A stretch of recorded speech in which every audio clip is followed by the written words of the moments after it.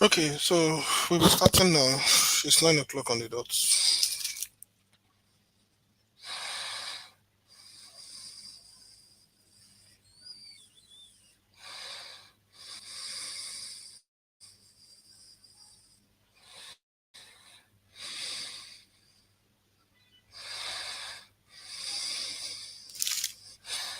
Okay, so the first thing that we are going to be treating is the try except. The try except. So basically, you use the try except to make room for error. So if your program run into an error, normally in Python, the program is going to crash. I don't want to say crash. It's going to be terminated. Then it might start throwing up. It will be giving you some errors, and error messages are not really good for your Python program. So what do you want to do? That is where try except comes in. So using the try except, you can make room for exception. So when exceptions come up, you handle the exceptions. That's what you call it. So four different blocks of code that we should take into consideration: the try block, which lets you test a block of code for errors. Then we have the except block that lets you handle the error, the else block that lets you execute code when there is no error. Then we have the finally block that lets you execute code regardless of the result of the try and the except. You understand?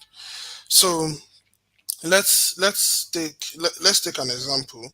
The first example that we're going to be taking, let me say I do something like try, then I say print age, then except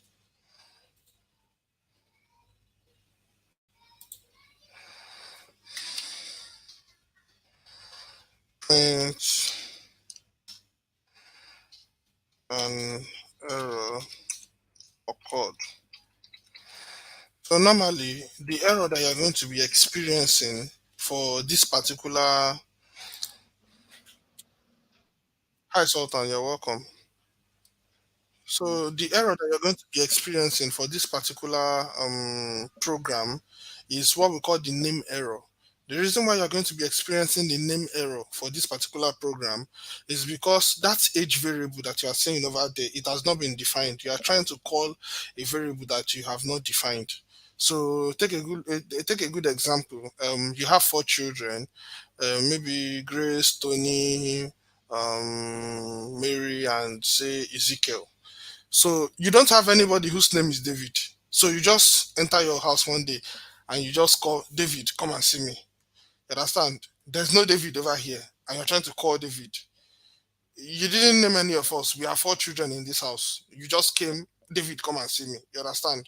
And there's nobody there whose name is David. So practically they might start looking at you one eye, one eye. So now that's exactly what is happening here.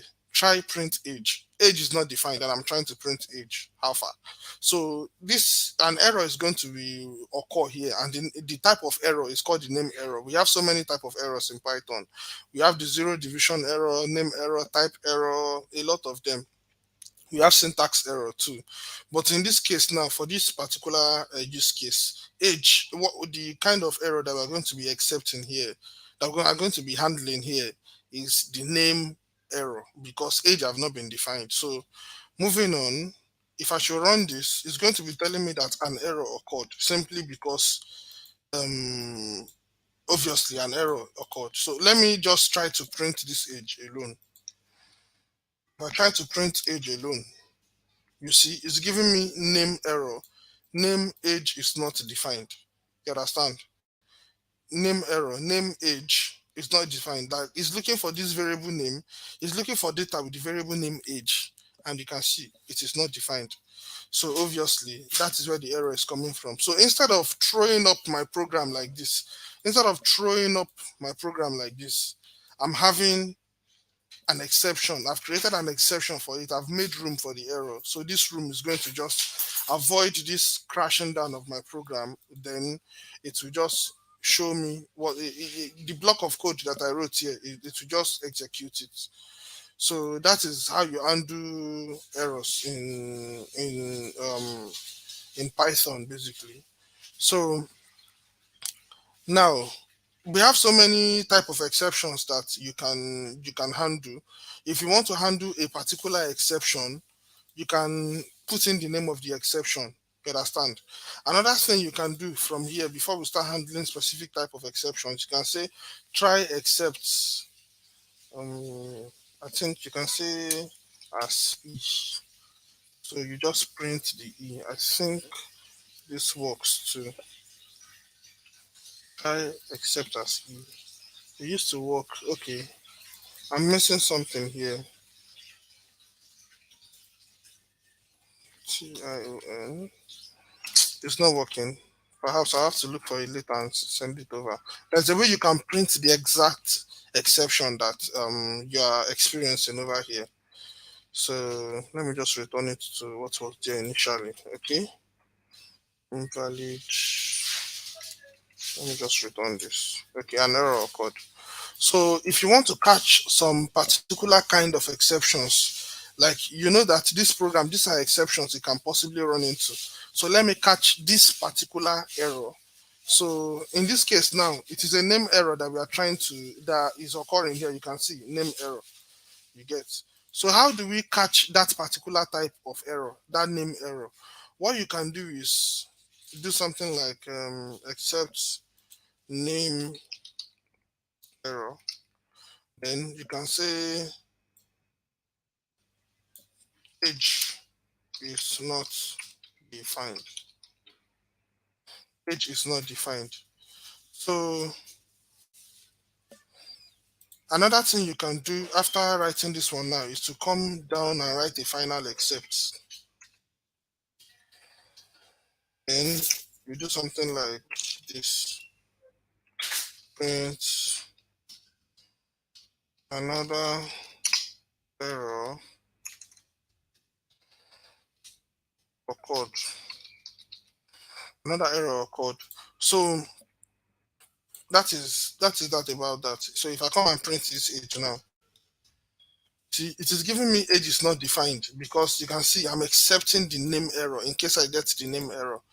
There are so many type of errors. You can decide to handle these errors one after the other, and you can decide to handle them as a unit. What I'm doing here is that I'm handling the errors as a unit here, but I'm handling a particular type of error using this line of code over here.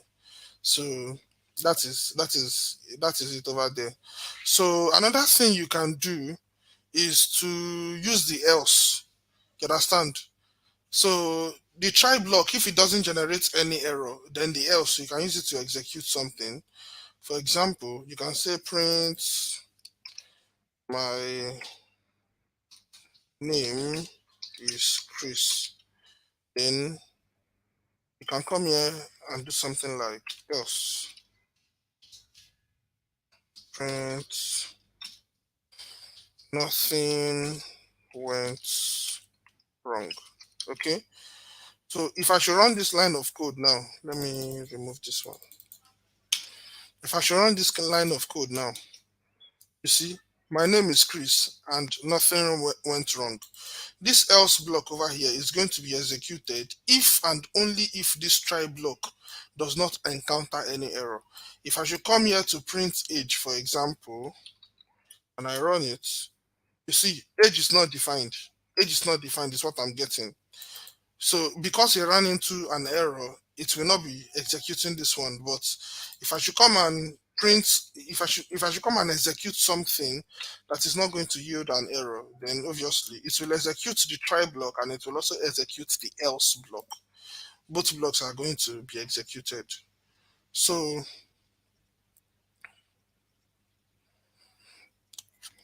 TikTok madness, I see you. TikTok madness, I see you. So let me show you the comments. I've not gotten this far in Python, but I'll try to follow along. It's totally fine, bro. You can just follow along then for the courses are available, the materials. So just follow them along. Just follow them along. Just follow the courses rather, then you follow the video along. So let's continue. Moving on. Moving on. So now we have the finally block. The finally block. So this finally block, if specified, will be executed regardless if the try block raises an error or not. So basically, after it is done executing all this try except over here, then the finally block will be executed.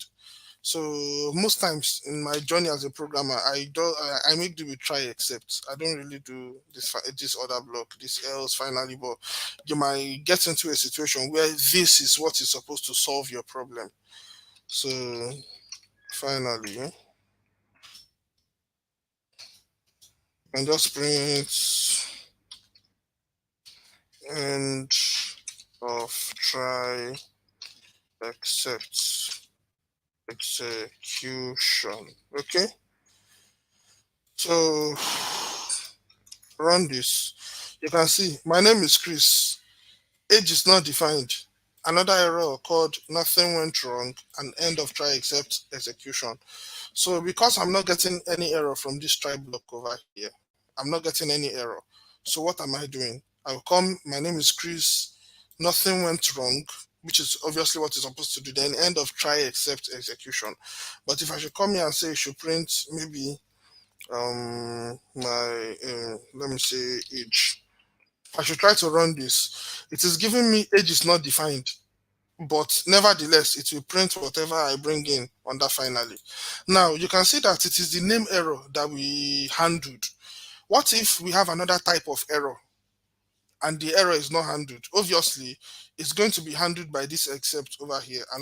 Another error occurred. One of those type of errors that can occur is say, let me say 2 plus 3.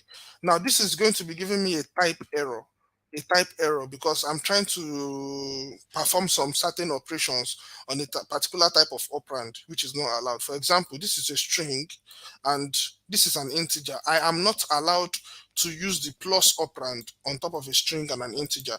It is on a string and a number, basically.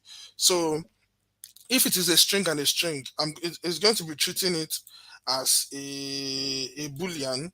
If it's a string and a string, it's going to be treating it as a no, not boolean. It's going to be treating it as concatenation.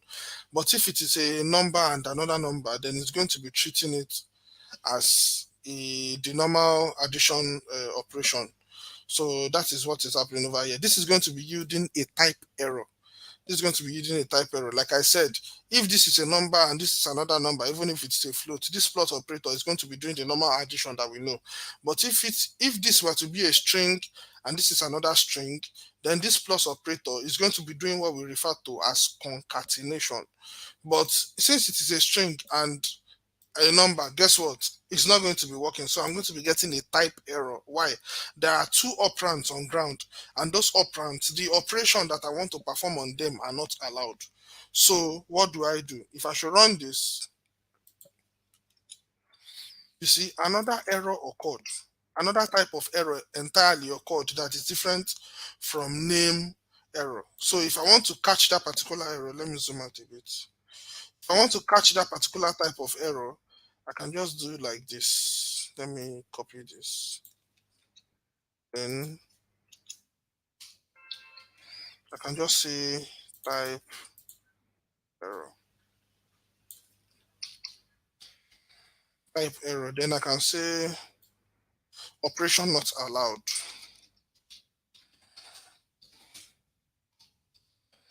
Operation not allowed.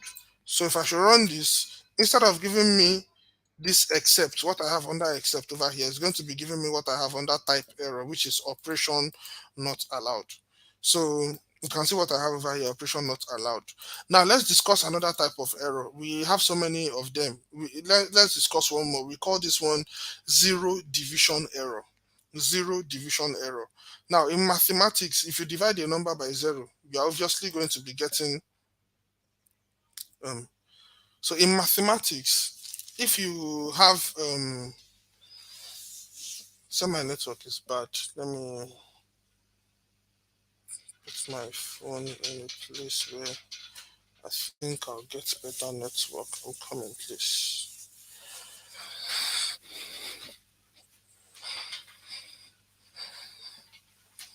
Okay, so hopefully the network is better now.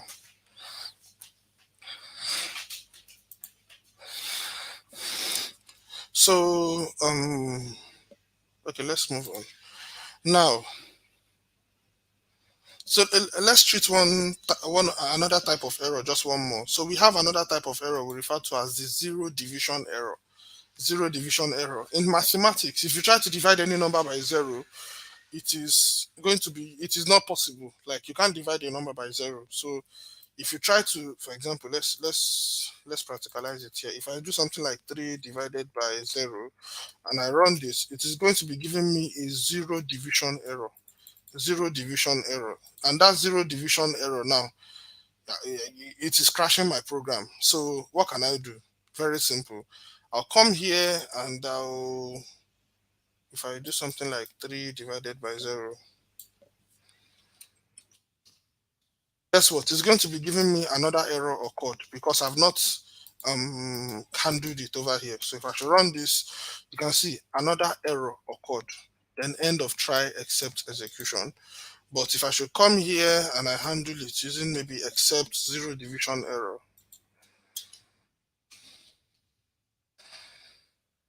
so let me just copy the error. Zero division error.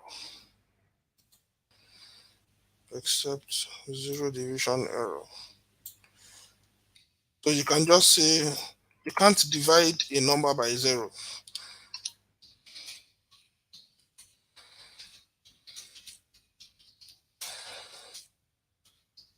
Okay, so 3 divided by 0.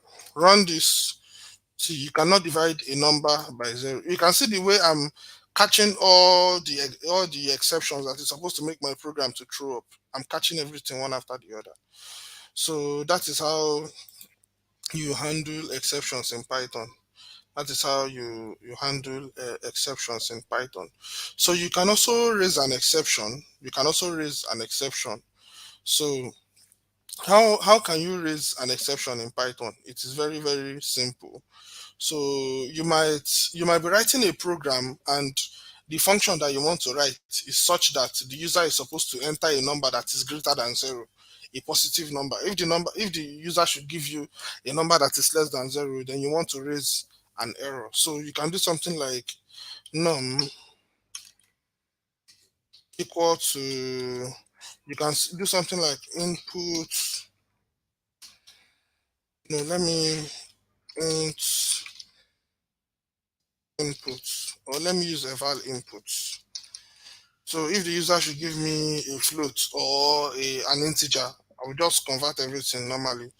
Eval input. Then this input, what do I want to do? I can do something like enter a number. Okay.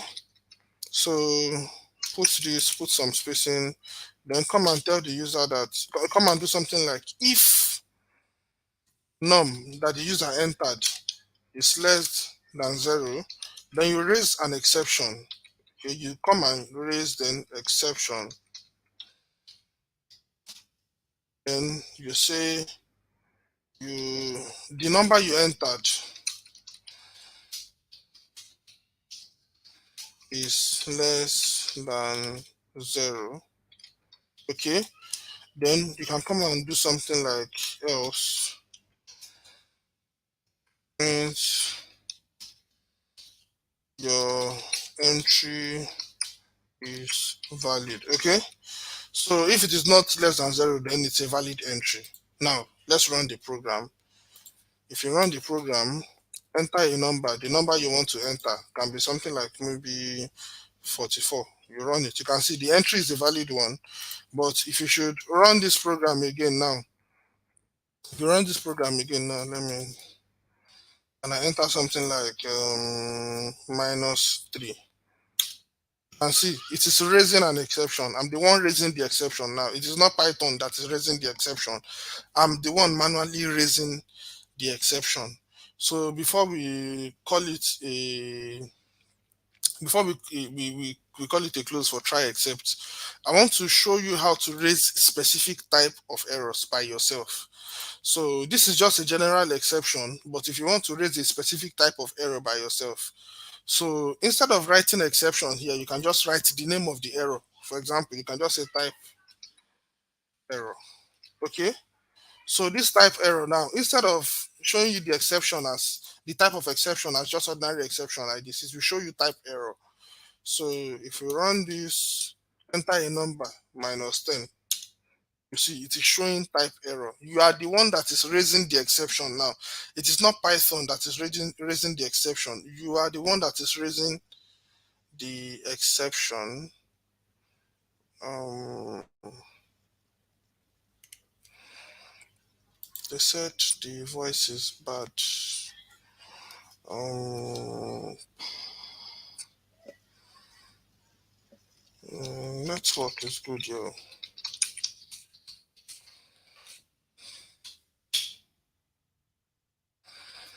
Network is good, yo. Now.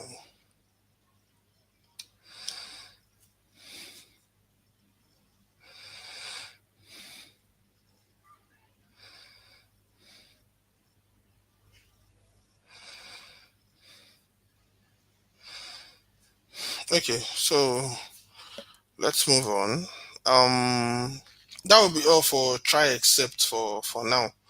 That will be all for try except. So we will move on to functions. We move on to functions. So how do functions work? How do functions work? Basically, a function is a block of code that you're supposed to use to get something executed. In its simplest form, you use a function to execute a block of code. A function is used to execute a block of code, and you can, or another a better definition is a function is a block of code that can only run when it is called. That is a better definition, I guess. A block of code that will only run when it is called. A block of code that will only run when it is called. So when you create a function, you use the def keyword, def keyword to create a function. So how do you create a function in Python? You can do something like def. Let me open so you can give me more room. So def, then the name of the function. For example, print name. Then what do you want this function to execute? Print halogenius. Okay. If I should run this, you can see nothing is happening, even though I wrote a function. But you can see what I have over here is what we call function definition. What I have done so far is function definition. Now I have to do what we call function call. So calling the function now, I'll say print name.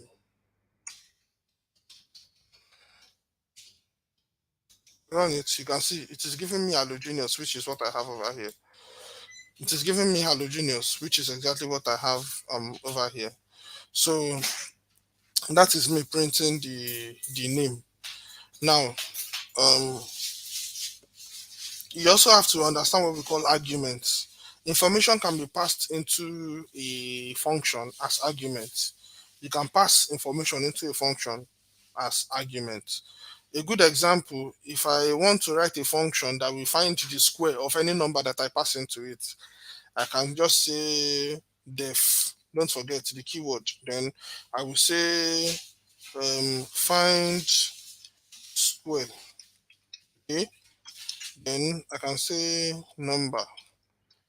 Now, any number that the user pass in, I can just say return, or don't let us use the return statement yet. You can just say print number raised to the power of 2, or you can say number times number. It will yield the same results. So don't forget, this is function definition that we have done so far. Now we want to do function call.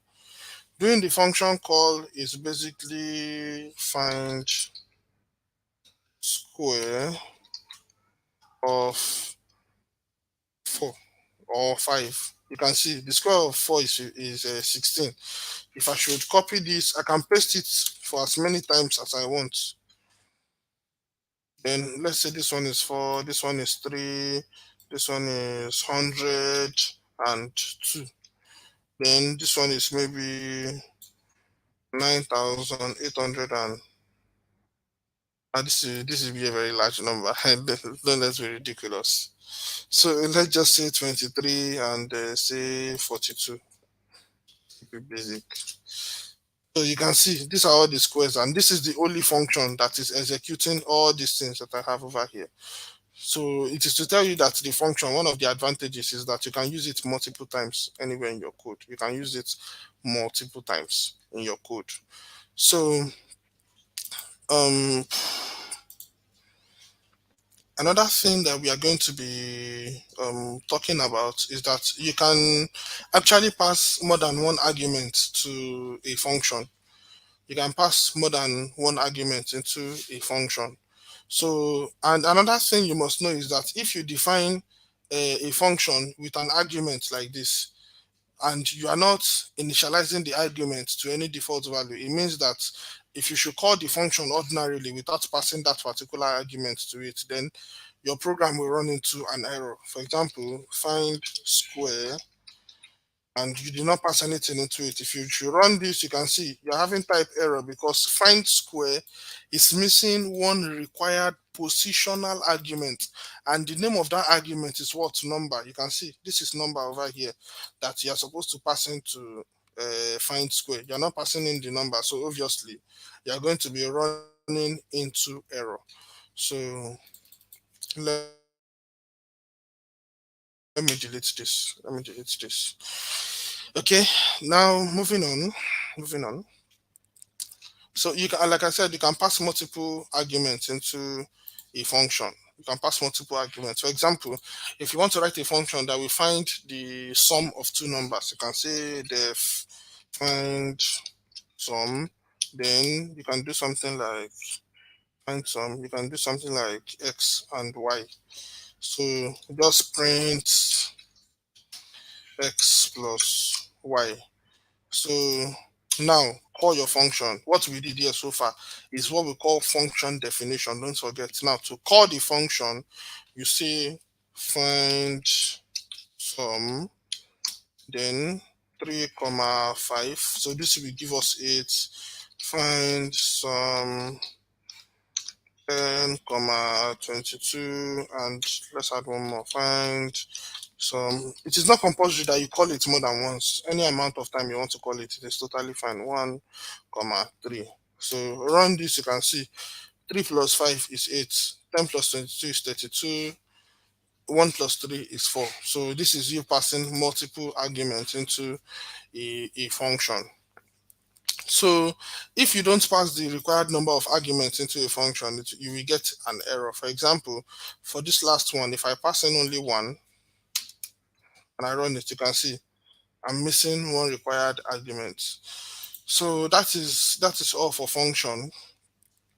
So we also have keyword arguments. We also have keyword arguments. So keyword argument, it works like this. So if you want to do something like for example, find the difference between two numbers, you can do something like find, don't forget def find difference. Okay, now you can say x comma y. So or you can print y minus x. Okay, so now def no, I want to call the function now. Find difference. Now this difference that you want to find, you can do something like 4 comma 6.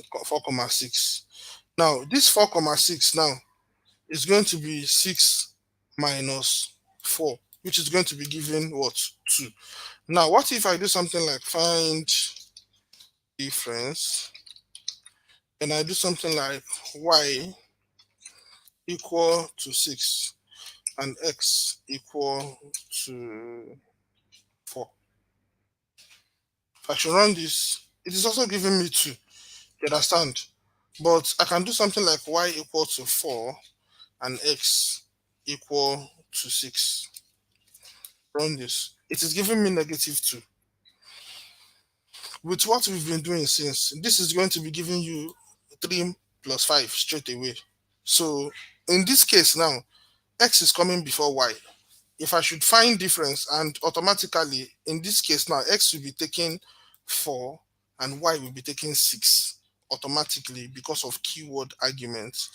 But for this second line over here, find difference y equal to 4 and x equal to 6.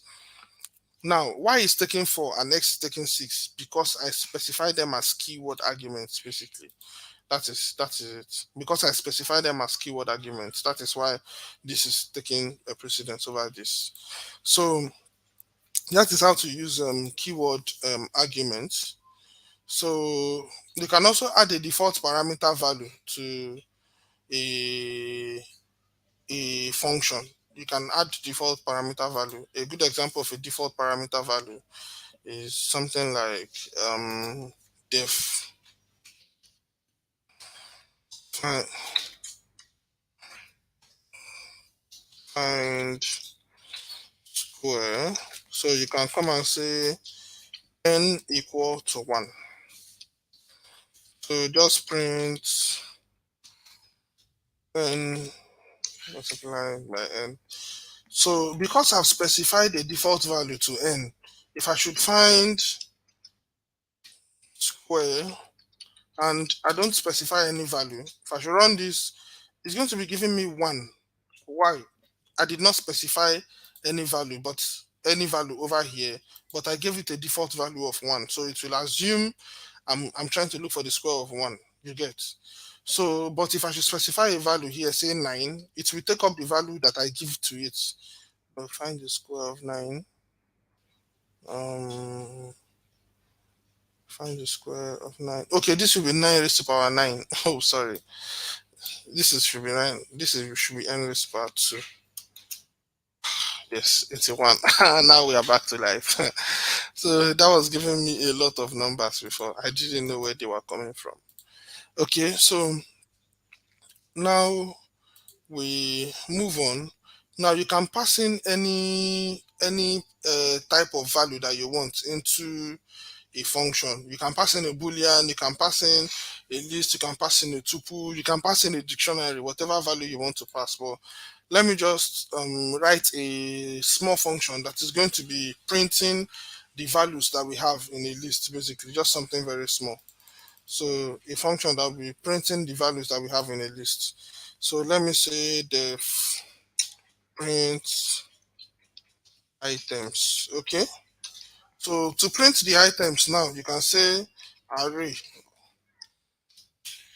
Now you can say for item array, what I want you to do is to print the item. Okay, so now you can do something like item equal to a list.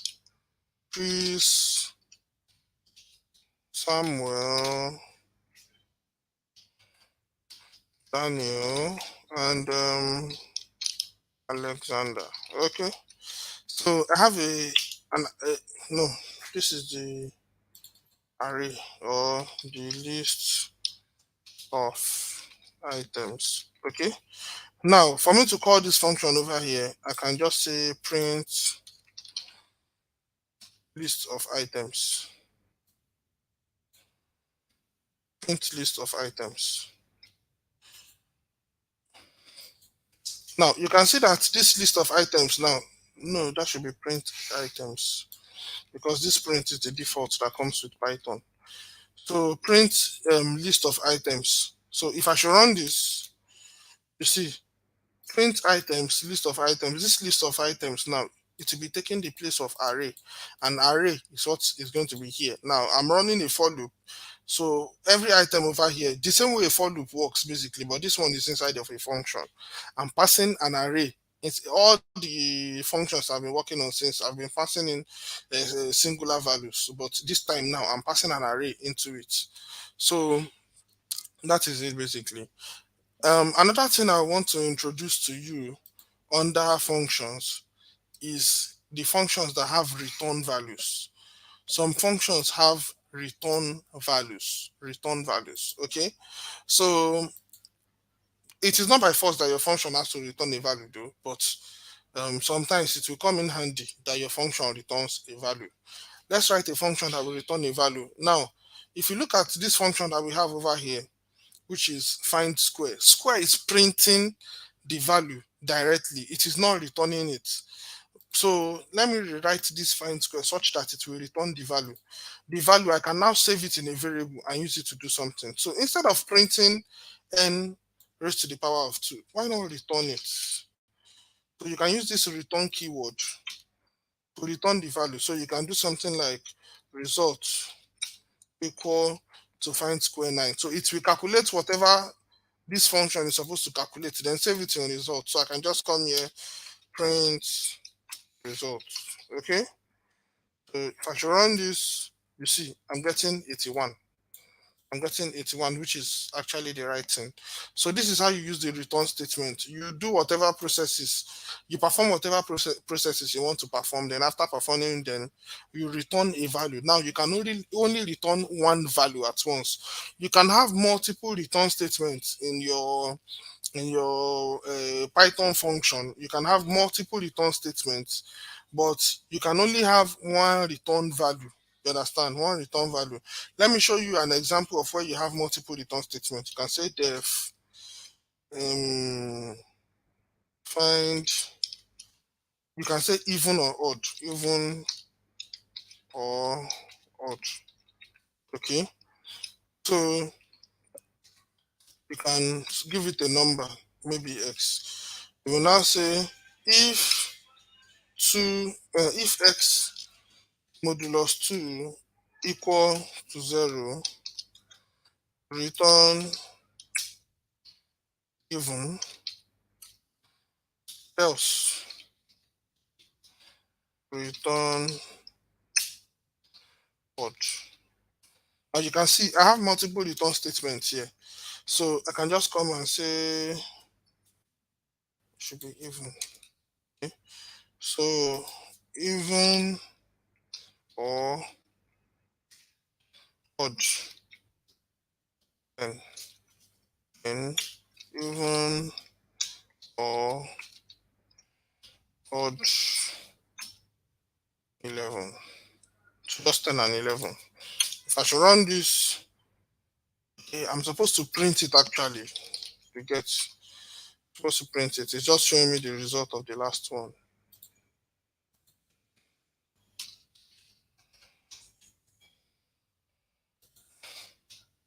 I should run this. You can see the first one is even, the second one is odd, which is this 10 and this 11. So you can see that I'm returning, I'm having multiple return statements in my function, but your return statement can only return one value at a time.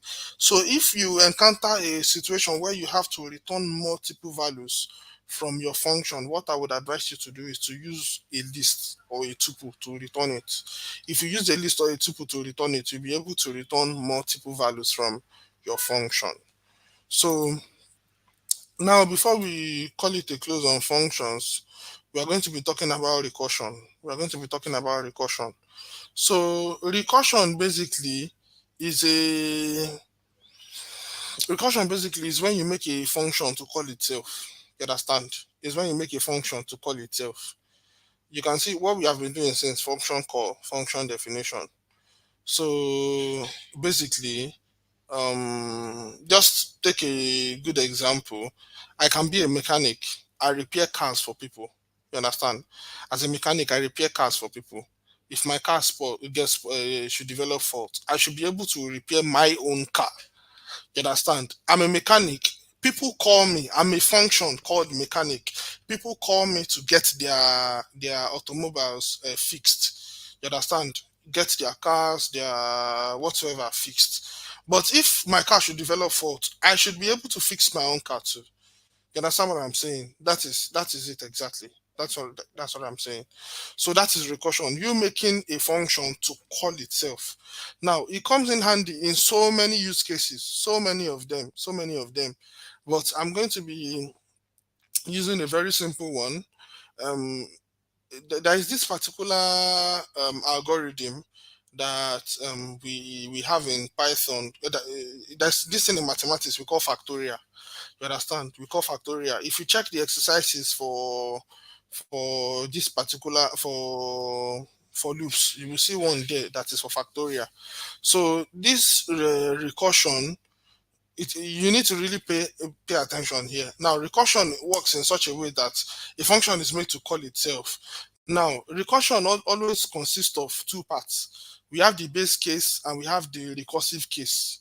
You understand? The base case is the case where the recursion is going to be terminated, while the recursive case is the case that is going to be making the function to call itself. Mind you, listen to please get that the base case will make the function, the recursion to terminate. The recursive case will make the function to the recursion to continue to call itself. Now, if you want to reverse a string, you can use recursion.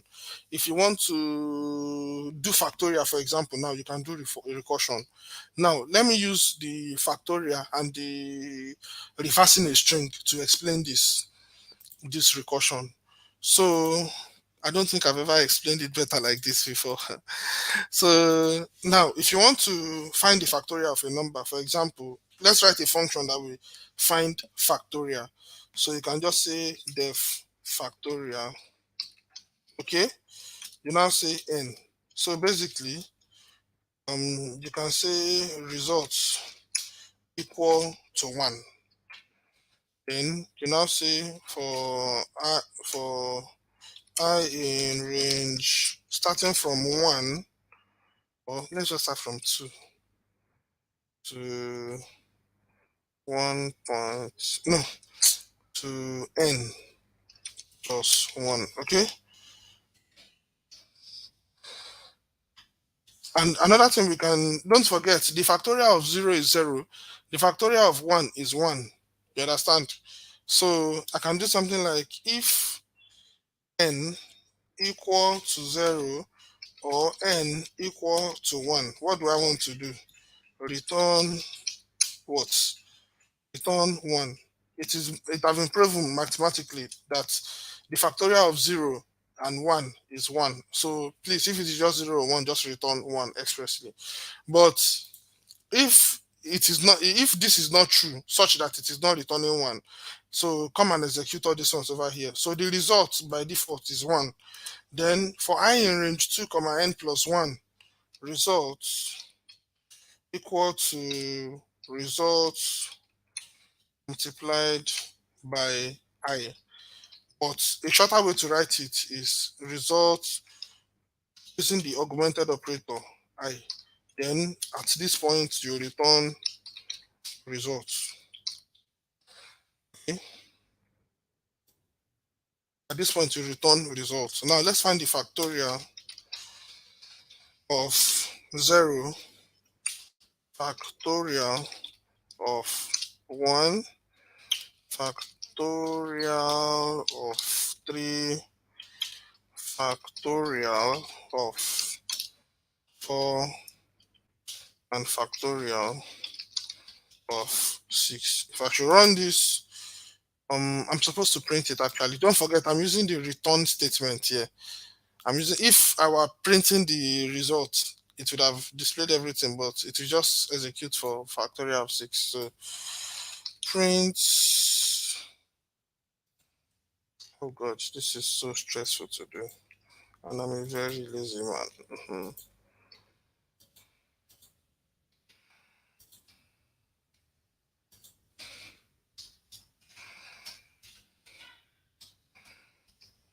Okay, so if you print this, you can see the factorial of 0 is what? 1. Factorial of 0 is 1. The factorial of 1 is also 1. The factorial of 3 is 6. So 1 times 2, 2. 2 times 3 is 6. 3 times 4 is 12. 12 times, no, the factorial of 4. Oh yes, times 3 is 6 times 4 is 24. Yes, this is very correct. Then you can see the factorial is working fine now. Now let us write a recursive factorial function. So let me say f recursive factorial. Now it's going to be taking a number n. Then we start with the base case. You have to be very careful while writing recursive functions. The reason is because it can crash your system if done wrongly. If the recursive function should run into a an infinite loop, if your recursive function should run into an infinite loop, it might crash your device. So please, just like the while loop, you have to be very careful while writing a recursive function. You have to make sure that you cross all your T's and you dot your I's. So the base case, like I said, is the case that will terminate the recursive function. Now, what will terminate the recursive function is this one that I have over here. This is what terminates the recursive function. Please, you have to be very careful while writing functions like this. Now, the recursive case, so you can say else, you can say n return n multiplied by this recursive function.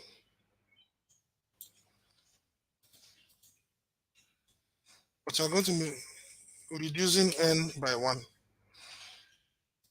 So you can see how many lines of code I had to write for this one. But for the recursion, this is all I need to write for the recursion. And it works fine because I know it does. Because I know it does. So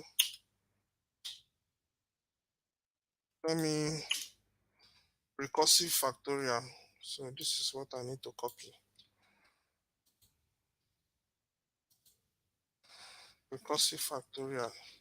Recursive factorial. Recursive factorial. So you can see what I have over here now. If n equal to 0 or n equal to 1, just return the 1 directly. Else, return n multiplied by, you understand, it is continuous multiplication that we want to do. The recursive factorial again, but this time it will be n minus 1. So take for example, for this recursive factorial 6, you are going to be having 6 first. You understand? Then multiplied by, it will call the recursive factorial function again, but it is going to be on n minus 1. So at this point, n is going to be 5. Now running n at 5 through this funnel over here, is n equals to 0? No. And also n is not equal to 1. So obviously, this is not going to be executing for n equal to 5.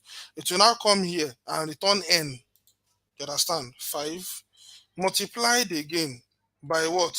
Recursive factorial n minus 1. And n minus 1, at this point, n is going to be 4. Now, we want to channel 4 into this thing that we have over here now. If n equal to 0 or n equal to 1, this is not going to be executed. It is going to be returning n, which is 4, multiplied by another recursive function. That is, it will do the same thing times 3 times 2. Then when it gets to 1, the point where n equal to 1, now it will now funnel all these ones together into, we are funneling this recursive factorial into the whole function again at n equal to 1. Now, if n equal to 0 or n equal to 1, so obviously we have hit the base case over here. And because we have hit the base case over here now, it is not going to be, it will not continue the recursion, it will terminate the recursion here. At this point, it will just say multiplied by 1. Then it will calculate everything, and that is what this return statement is going to be returning. So, well, one thing is that I don't know anybody that have understood recursion at the first time explaining it, that I explained it to them. But the more you practice this thing, the better you will get at it. So even if you don't get it now, it's totally fine.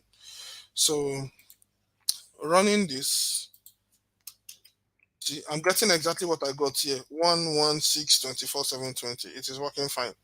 So for the second one that I said, for if you want to reverse a string, so reversing a string, I'll just write the recursive function directly so we don't waste time.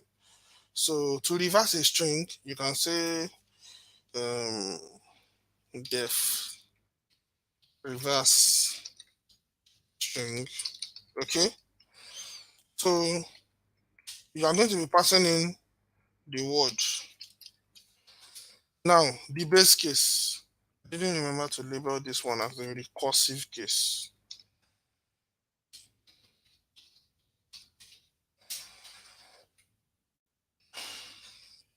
Now, the base case. Now, if the length of the word equal to 1, return word. Okay. Now, the recursive case.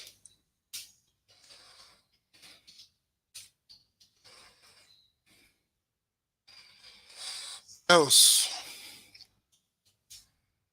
return word indexing -1, which is the last element. Plus, I want to do concatenation. You now bring in this function again. Reverse string word. But at this point, you are going to be indexing everything up to -1. So let's try it. Reverse string. Okay. University. If you run this, you can see my university is reversed. You can see. What I'm doing over here is basically my terminating the case that will terminate the recursion for me is if the length of the word I'm passing into this thing is only 1, just return that single alphabet. But if it is not 1, just return the last alphabet of the word. You understand? Then concatenate it with, you call the function again, the whole word excluding that last alphabet. So basically, it is going to be chopping off the last alphabet. It will be chopping it off till the point where you have only one alphabet remaining, which is basically the first alphabet. Just concatenate everything together, then throw it out for me. That is what I did here. So basically, that is how recursion works. That is how recursion works. You might encounter way delicate situations of recursion, but it's just you understanding it. If you understand the basics very well, you can write anything.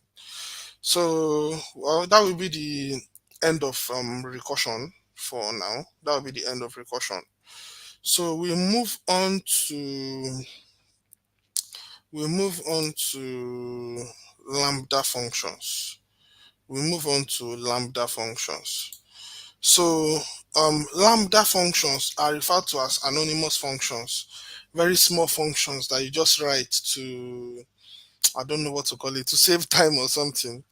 So now you might want to write a small function that will increment a number by 5 or by 10 or something. Just one small function that will increment a number by 10. So how do you write this type of function? Very, very small function. How you write it, you can do something like x, or you can say y equal to a lambda function.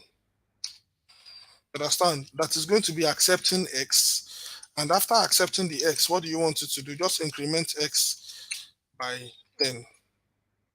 Now, print y of maybe 5. See, I'm getting 15. In its simplest term, that is how what a lambda function is. As complicated as it sounds, that is what a lambda function is. Just a very small. They call it anonymous function. They call it anonymous function. I hope this thing is not too tiny. Let me move it. Okay, I think it's better now. Just a small function that you can just use to execute a one line statement. So instead of you writing a function with multiple lines like this, you can just, if it's a very small function that can be executed in one line, then you just use a lambda function for it. So you can also write a lambda function that is going to be taking two arguments, three arguments, as the case may be. For example, you might want to write a lambda function that will raise the power of x to y. So you can do something like power equal to lambda. Understand? It is going to be accepting x comma y. And what do you want it to do after accepting x and y? Just raise the power of, you can just say x raised to the power of y. You understand? So if you come and print power, you can just say 5 raised to the power of 3. See, you have 125. So that is just lambda with two functions. You can also have lambda with two variables rather. You can also have lambda function with three variables. Let's say okay, simple interest is PRT over 100. Okay, so let's just write a lambda function that will calculate simple interest. So I can just say SI equal to lambda. Okay, so P comma R comma T, and after accepting the three of them, P multiplied by R multiplied by T over 100. If you remember your precedence of arithmetic operators, you know that this is going to work just fine. So you can just say print SI. So principal rate and time. If my principal is maybe 10,000, so 10,000 over 100 is 100 times, if the rate is maybe 2.5 percent per annum, so that would be 250. So let me say 2.5, 50. Then time is maybe 4 years. 4 years, that should be 1,004. See, 1,000. So I'm just calculating everything in my head as I'm writing all the arguments. You can just try it out using your calculator or something. PRT over 100. I'm very, very sure. I did maths in school, so so but you don't necessarily have to do maths like me in school to be a very good programmer. So now so if you calculate this 100 1000 over 100, we give you 100. So just multiply R and T. So 100 times 2.5 is 250 times 4 1000. So that is a lambda function that will calculate simple interest, something as little as that.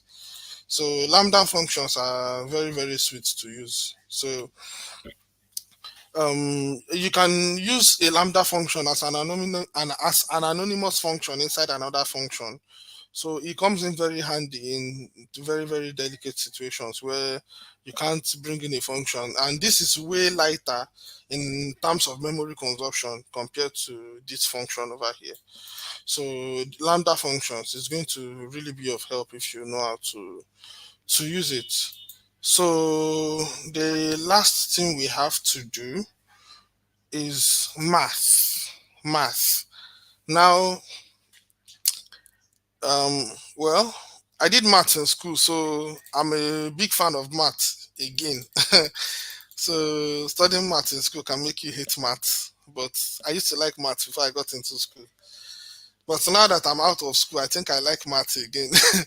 So um, we have so many inbuilt functions that we have with respect to that Python makes provision for. So you don't have to import the math module to use those functions. For example, if you have a list, let me say numbers equal to a list of 6, 5, 2, 7, 3, 3, 8, 9, 11, 23, 41, and whatsoever. And you want to find the minimum of all this list, all the numbers in this list. You can just say min of numbers. And guess what? You're getting your minimum.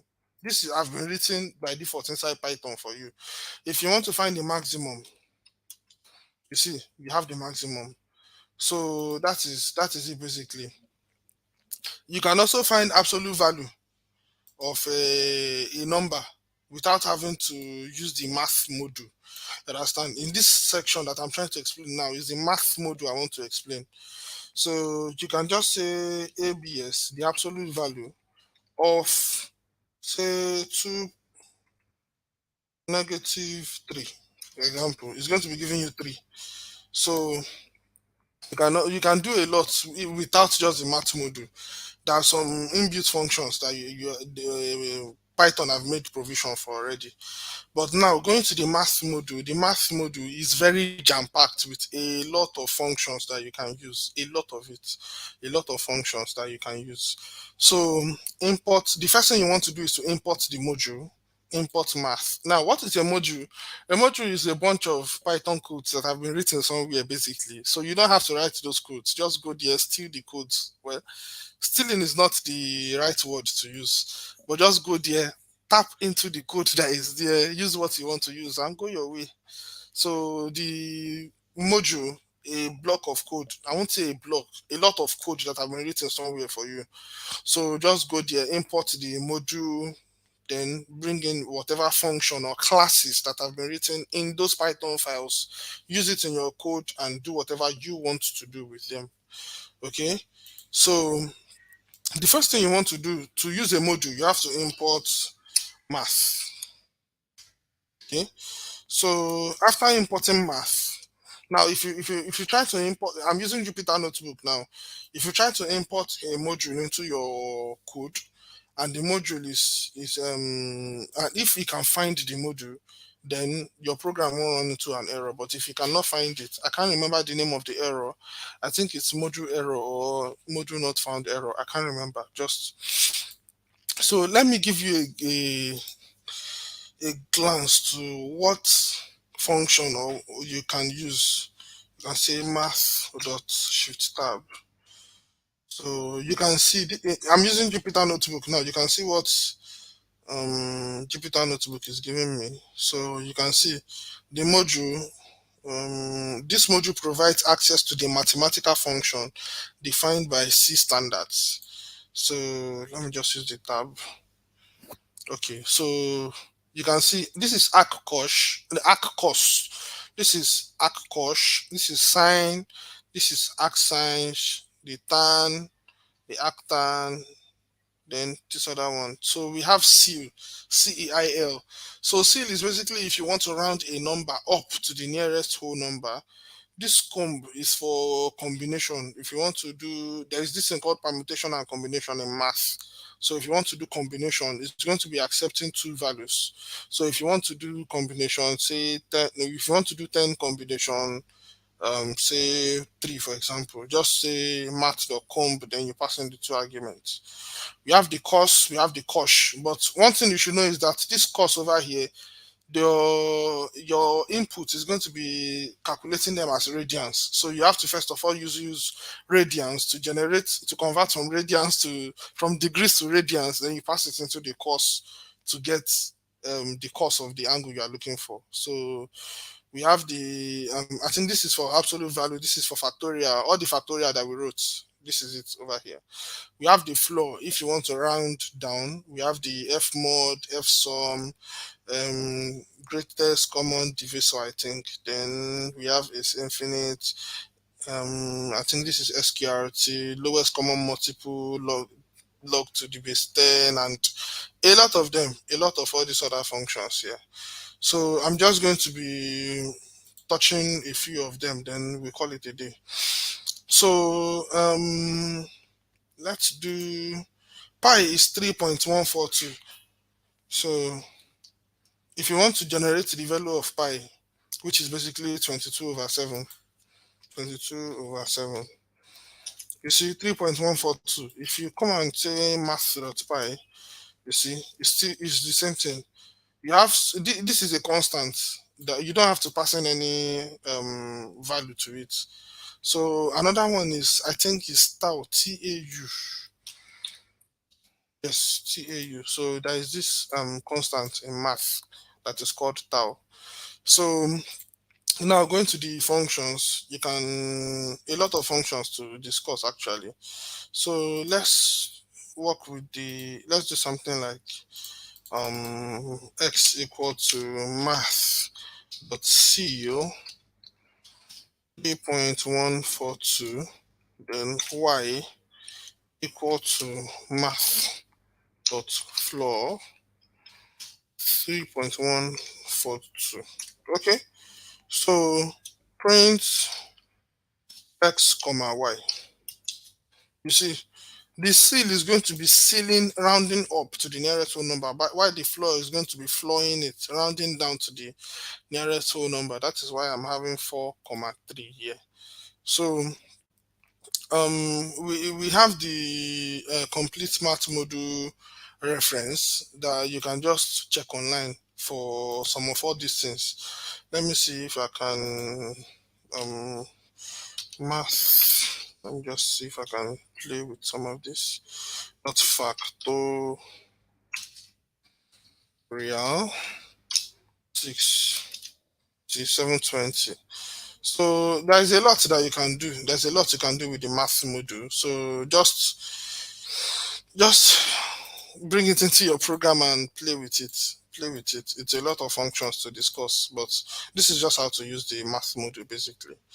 So well, I intended for us not to spend a lot of time on the stream, and as you can see, it's just an hour. So well, this will be the end of everything we have to do today. We have discussed try except, we discussed about functions, we spoke about lambda functions, we spoke about recursion, and we spoke about math.